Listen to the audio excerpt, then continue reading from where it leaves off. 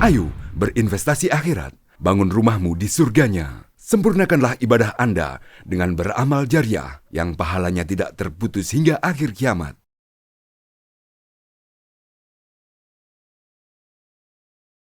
Assalamualaikum warahmatullahi wabarakatuh. Alhamdulillahi ala ihsanih wa syukrun lahu ala taufiqihi wa amtinanih. Wassalatu wassalamu ala ashrafil anbiya'i wal mursalin wa ala alihi wa ashabih. Thumma amma ba'd. Jamaah salat maghrib rahimani wa rahimakumullahu ta'ala. Alhamdulillah atas pertolongan dan taufik dari Allah subhanahu wa ta'ala, sehingga di malam hari ini kita bisa berkumpul di masjid yang mubarak ini. Alhamdulillah, seusai melaksanakan kewajiban kita salat maghrib berjamaah, bisa kita lanjutkan dengan bermajlis di majelis ilmu. Semoga kehadiran kita di majelis ini, duduknya kita di majelis ini bernilai ibadah di sisi Allah subhanahu wa ta'ala, dan kelak akan menjadi pemberat timbangan amal soleh kita. Amin ya rabbal alamin. Salawat dan taslim senantiasa kita haturkan kepada tauladan kita Nabiullah Muhammad sallallahu alaihi wasallam beserta keluarga beliau, sahabat-sahabat beliau, para tabi'in dan tabi'ut tabi'in, serta kita memohon kepada Allah subhanahu wa ta'ala semoga kelak di yaumil akhir kita termasuk umat Nabi Muhammad sallallahu alaihi wasallam yang akan mendapatkan syafaat dari beliau sallallahu alaihi wasallam. Amin ya rabbal alamin. Hadirin rahimani wa rahimakumullahu ta'ala. Di dalam Al-Quran, tepatnya di dalam surat At-Taubah ayat yang ke-36, Allah subhanahu wa ta'ala menjelaskan tentang bilangan bulan dalam ketetapan Allah subhanahu wa ta'ala. Kata Allah, ba'da a'udzu billahi minasyaitonir rajim, inna iddatash syuhuri 'indallahi 12 syahran fi kitabillah yauma khalaqas samawati wal ard minha arba'atun hurum dzalikad dinul qayyim fala tadlimu fihinna anfusakum. Sesungguhnya jumlah bilangan bulan dalam setahun dalam ketetapan Allah, dalam ketentuan Allah ada 12 bulan. Allah tetapkan itu sejak Allah menciptakan langit yang 7 dan juga bumi. Allah ciptakan langit dan bumi dan Allah tetapkan bahwasanya dalam setahun itu ada 12 bulan. Kemudian Allah tegaskan dari 12 bulan tadi ada 4 bulan yang Allah pilih sebagai Ashhurul Hurum, bulan-bulan haram, bulan-bulan suci, bulan-bulan agung. Yang ini dijelaskan oleh Nabi sallallahu alaihi wasallam bahwasanya yang disebut dengan bulan-bulan haram tersebut ada 4, yang 3 berurutan. Salasu mutawaliyat, yaitu bulan Zulqa'dah, Zulhijjah, dan bulan Muharram. Zulqa'dah urutannya bulan keberapa? Bulan Zulqa'dah bulan keberapa, Pak? Bulan ke-11. Zulhijjah bulan ke-12. Kemudian Muharram bulan pertama dalam Islam. Ya. Dan Rajab antara Jumada dengan Sya'ban. Sebelum Sya'ban, ya, sebelum bulan Sya'ban. 4 bulan ini disebut sebagai bulan-bulan haram. Mengapa disebut sebagai bulan-bulan haram? Karena di sana ada ketetapan-ketetapan atau aturan-aturan yang telah Allah tetapkan, yang mana hal-hal tersebut haram untuk dilakukan di bulan-bulan tersebut.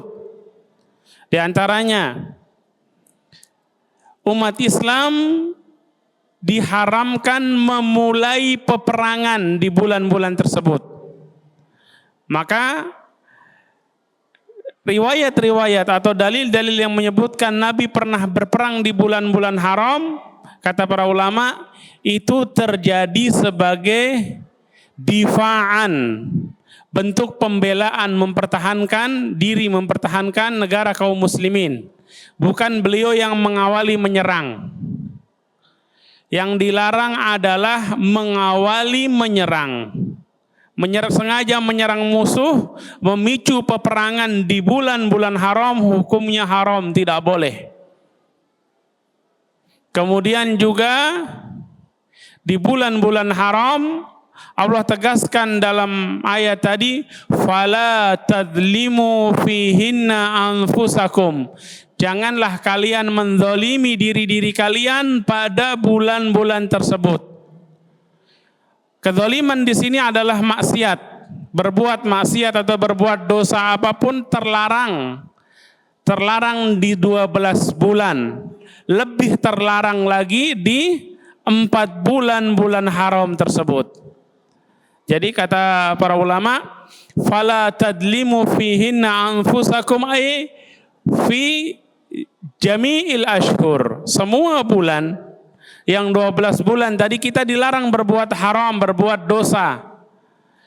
Dan lebih ditekankan lagi, lebih terlarang lagi di 4 bulan yang disebut dengan bulan-bulan haram. Maka kita kenal ada tanah haram. Tanah haram, maka ada hal-hal yang diharamkan dilakukan di tanah tersebut. Kalau ini bulan-bulan haram berkaitan dengan waktu, tidak khusus hanya di wilayah tertentu, tapi di waktu itu. Di 4 bulan tersebut tidak boleh dilakukan peperangan atau mengawali peperangan. Sama dengan tanah suci. Tanah suci yang kita kenal atau tanah haram ada 2, haram Makki dan haram Madani. Tanah haram yang ada di kota Mekah dan tanah haram yang ada di kota Madinah.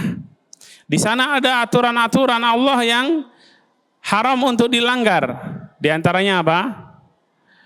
Tidak boleh berburu atau menangkap binatang liar, binatang buruan di areal tanah haram. Ya. Ada rusa lewat, nggak boleh ditangkap. Merpati banyak, nggak boleh ditangkap. Ya, kalau itu binatang liar, binatang buruan, binatang liar, soid, nggak boleh. Tapi kalau ayam peliharaan kita, meskipun di tanah haram kita yang bawa dari luar, misalnya kita pelihara di situ besar, kita sembelih, nggak apa-apa. Tapi kalau merpati yang terbang di tanah haram di dekat Masjidil Haram atau Masjid Nabawi, tidak boleh kita ganggu, apalagi ditangkap dan disembelih. Makanya sering kita artikan ke dalam bahasa Indonesia, haram di sini maksudnya suci, karena ada hal-hal yang tidak boleh diganggu, tidak boleh dinodai. Begitu juga dengan bulan-bulan haram atau bulan-bulan suci. Dan kita sekarang berada di bulan apa? Bulan apa Pak sekarang? Bulan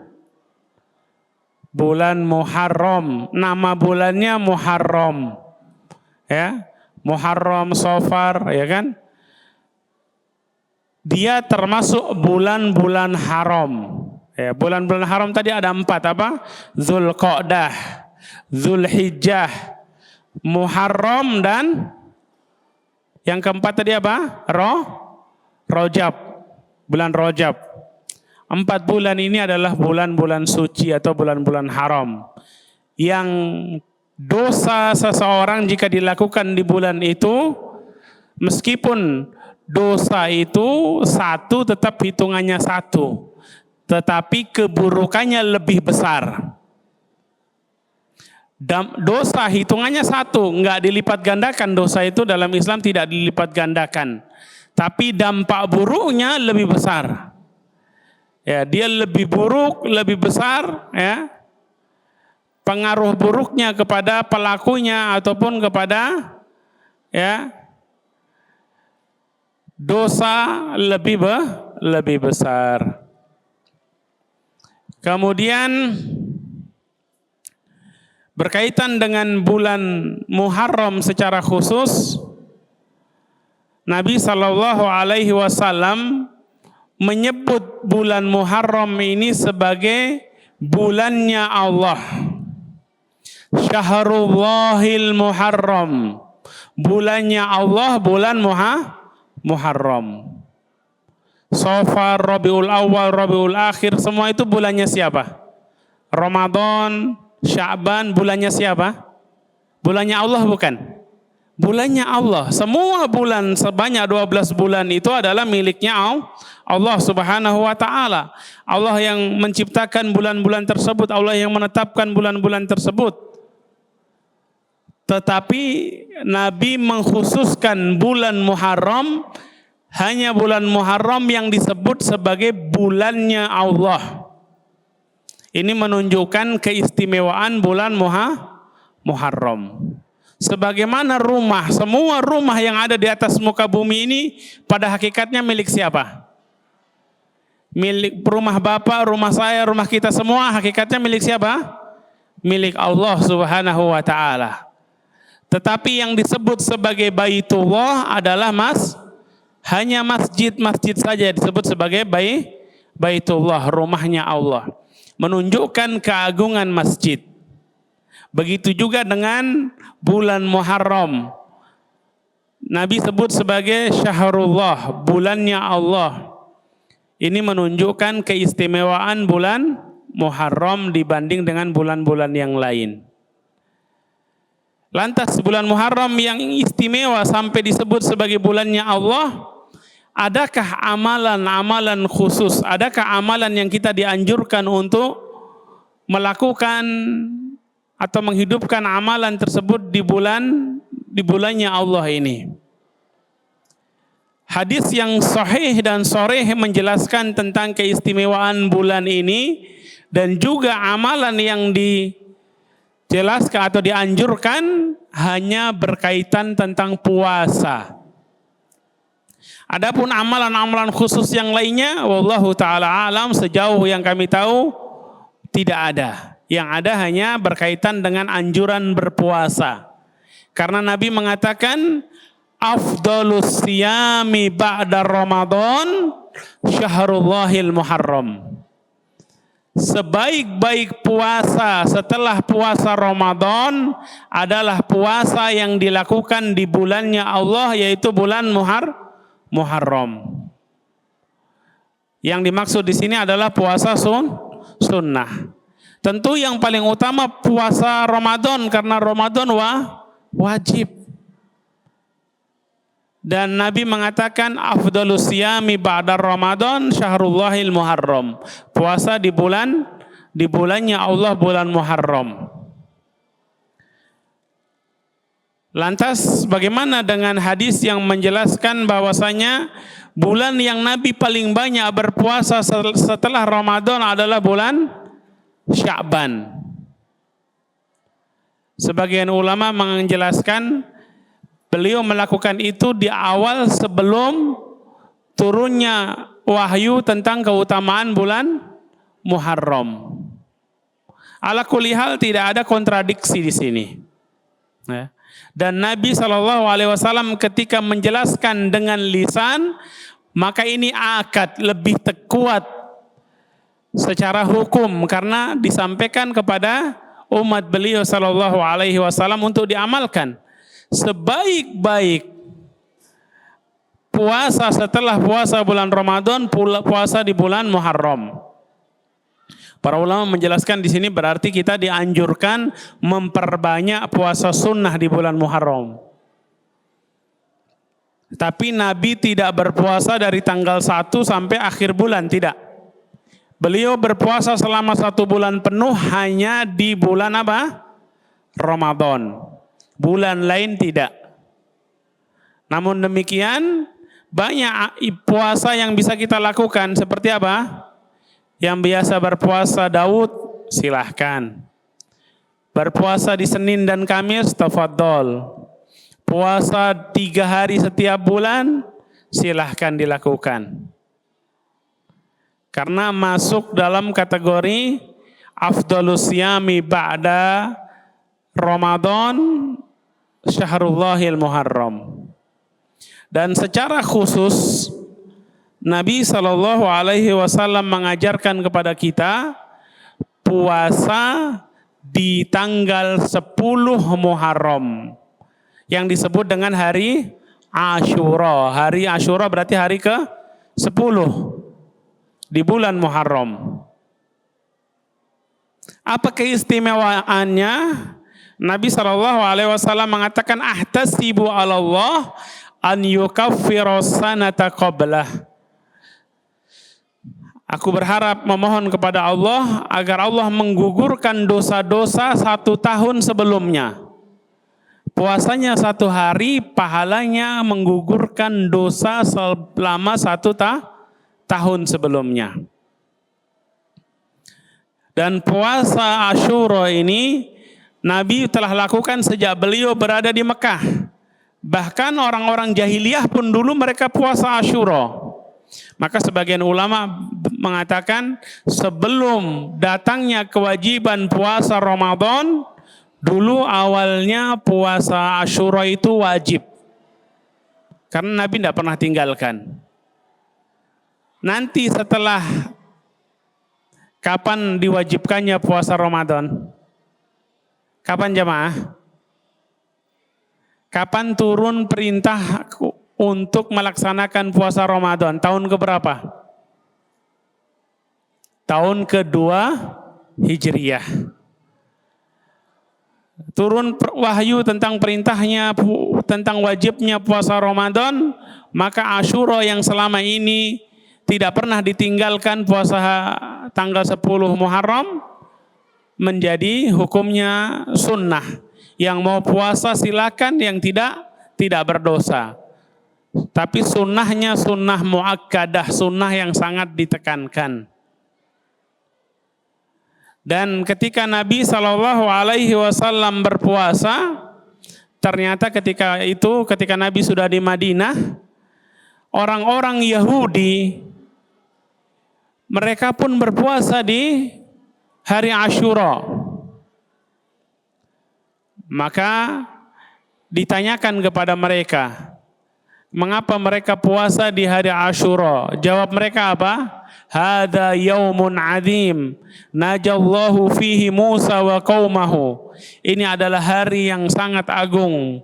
Hari di mana Allah menyelamatkan Musa dan Bani Israel dari siapa? Dari Fir'aun. Tanggal 10 Muharram yaitu di hari Asyura. Maka orang-orang Yahudi, dalam riwayat disebutkan bahkan orang Nasoro juga mereka mengagungkan atau memuliakan hari Asyura. Tapi Nabi mengatakan nahnu ahaqqu bi Musa minkum. Kami lebih berhak, lebih pantas terhadap Nabi Musa ketimbang kalian. Karena sesungguhnya yang benar-benar mengikuti ajaran Nabi Musa alaihissalam, mengamalkan sebagaimana perintah Allah adalah umat Islam, umatnya Nabi Muhammad sallallahu alaihi wasallam. Adapun kaum Yahudi dan Nasara, mereka telah merubah ajaran nabi-nabi mereka. Ya. Maka Nabi mengatakan nahnu aula bi Musa minkum. Kemudian beliau pernah mengatakan la in ishtul qabil la asumanna tasi. Jikalau saya masih hidup tahun depan, maka saya akan puasa tanggal 9 juga. Tasi di situ maksudnya ma'al ashir. Kata para ulama, tasi di situ ma'al ashir. Saya akan berpuasa tanggal 9 juga, 9 Muharram. Mengapa demikian? Untuk menyelisihi ibadahnya orang ahlul kitab. Yahudi dan Nasara mengagungkan tanggal 10 mereka berpuasa, kita dianjurkan puasa tanggal 10, tapi Nabi berencana untuk berpuasa juga tanggal 9 dalam rangka menyelisihi puasanya ahlul kitab. Tapi ternyata Nabi wafat dan belum sempat berpuasa di tanggal 9 Muharram. Meskipun demikian, kata para ulama, seorang yang hendak berpuasa di hari Asyura, maka sebaiknya dia berpuasa juga di tanggal 9. Kenapa? Karena inilah yang akan dilakukan oleh Nabi. Bahkan Nabi mengatakan, la asumanna, saya pasti akan berpuasa tanggal 9 kalau saya masih hidup nanti. Tapi ternyata beliau sudah wafat terlebih dahulu. Maka para ulama mengatakan orang yang hendak berpuasa tanggal 10 Muharram, yang terbaik dia puasa juga tanggal 9-nya. Kalau ternyata tanggal 9 terlewat dia berpuasa tanggal 10, maka kalau masih sempat puasa juga tanggal 11. Kenapa? Tujuannya untuk menyelisihi atau agar tidak sama dengan puasanya ahlul kitab. Bahkan sebagian ulama, sebagaimana dinisbatkan kepada Ibnul Qayyim Al-Jauziyah dan yang lainnya, menganjurkan puasa di tanggal 9, 10 dan 11. Mengapa demikian? Ya, ini terutama manakala masuknya bulan, penetapan tanggal 1 Muharram ini terjadi perselisihan misalnya, atau ada keraguan-raguan. Karena kalau dengan demikian seseorang bisa memastikan bahwasanya dia berpuasa di tanggal 10 Muharram, tidak terlewat. Kemudian yang kedua, dia juga menyelisihi ahlul kitab yang mereka puasanya hanya tanggal 10 Muharram. Kemudian yang berikutnya, dia telah berpuasa sunnah 3 hari dalam 1 bulan. Meskipun puasa sunnah 3 hari dalam 1 bulan ini lebih utama dilakukan di Ayamul Bid 13, 14 dan 15. Tapi tidak harus di Ayamul Bid. Seandainya seorang berpuasa tadi 9, 10, 11, maka dia telah terhitung puasa 3 hari dalam bulan tersebut. Mengapa kita disunahkan puasa 3 hari dalam sebulan? Karena amalan umat Nabi Muhammad ini balasannya minimal dilipat gandakan jadi berapa? 10.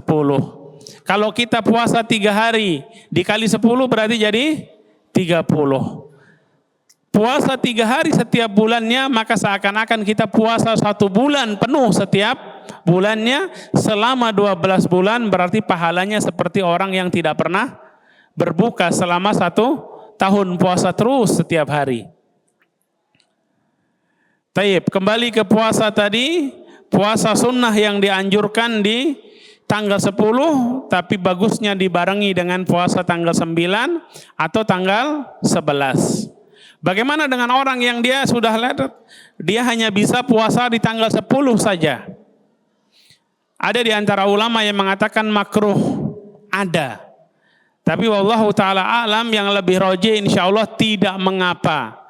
Karena asal syariat tanggal 10 itu ada, maka toh meskipun tidak bisa kita lakukan dengan menyelisihi puasanya ahlul kitab, maka insyaallah tidak makruh karena keutamaan puasa 10 Muharram.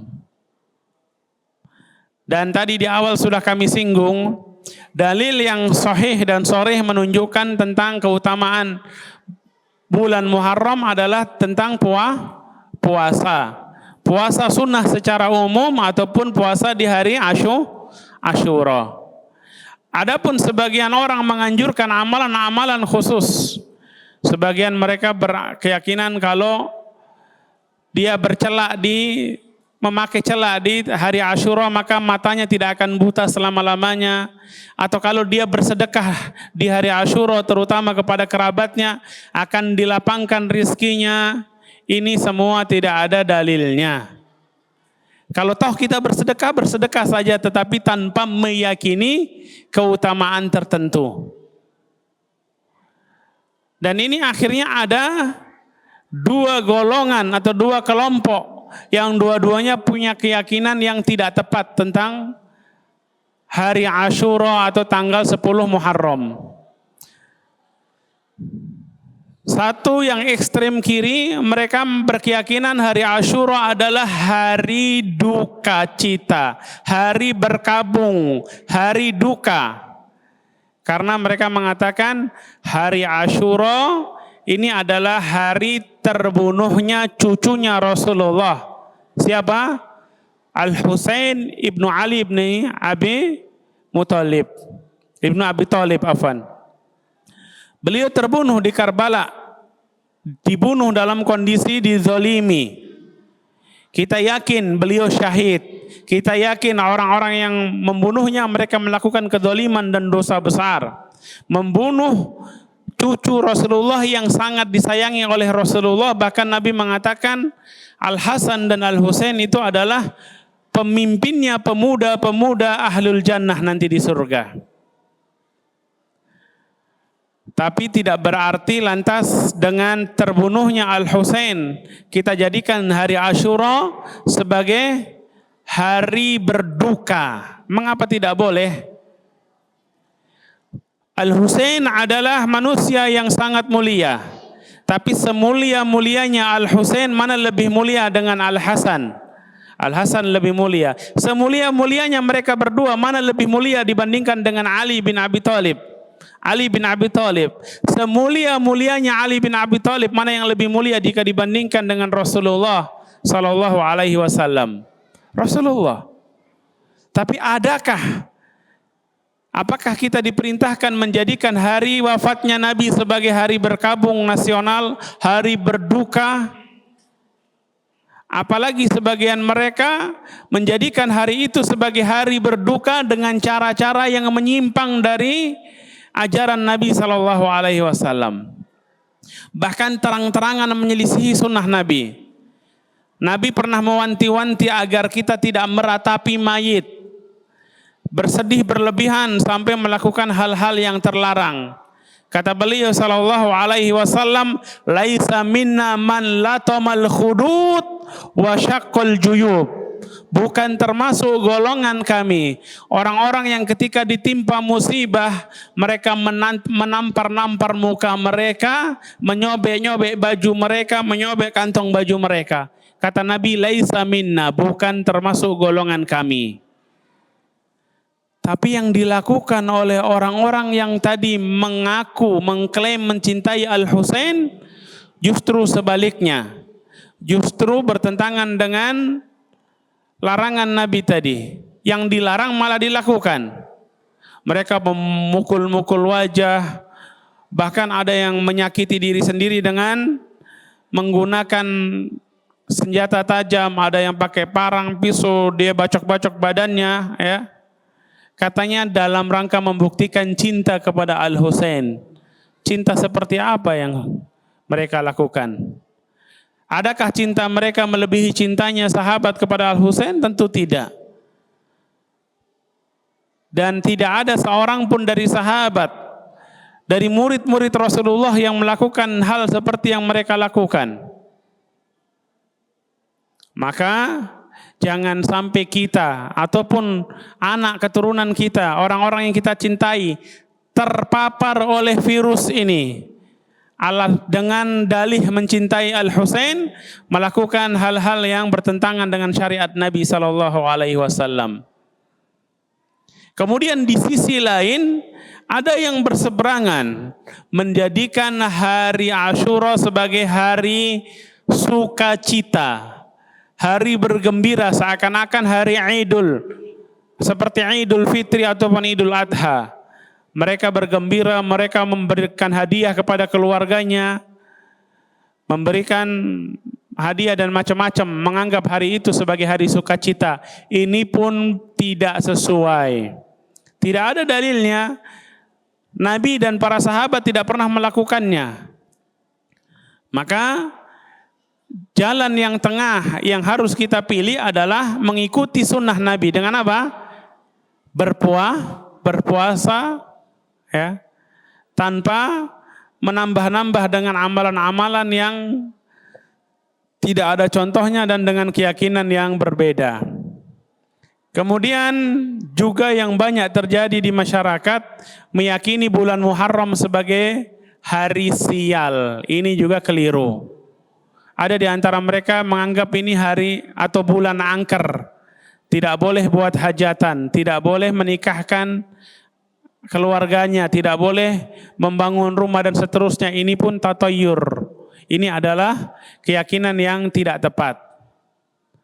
Semoga Allah Subhanahu wa taala senantiasa membimbing kita agar kita bisa meneladani sunnah Nabiullah Muhammad sallallahu alaihi wasallam dalam kehidupan kita.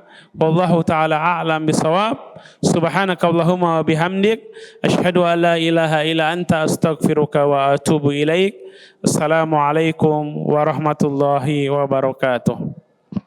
Ayo, dukung media dakwah Masjid Agung Al-Akbar dengan ikut berdonasi pengadaan alat multimedia dan operasional dakwah. Usia boleh terputus, pahala jariah mengalir terus.